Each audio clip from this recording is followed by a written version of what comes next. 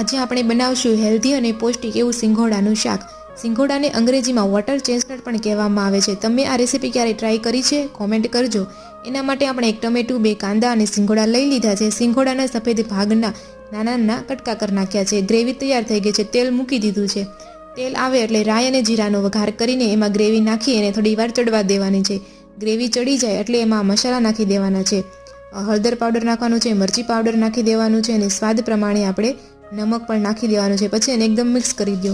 પછી ત્યારબાદ તમે એમાં લીંબુ પણ નાખી શકો છો અને 1 ચમચી દહીં પણ નાખી શકો છો. એકદમ ઓપ્શનલ છે.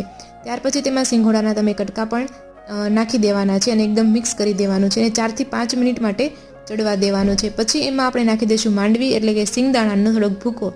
તેને આપણે 2 થી 3 મિનિટ ચડવા દઈશું. તો આપણું શાક એકદમ રેડી થઈ ગયું છે. રેસીપી ગમી હોય તો લાઈક કરવાનું ભૂલતા નહીં. એક વાત કહેવાની તો રહી ગઈ, અહીંયા આપણે સિંગોડા છે ને બાફેલા લીધા છે.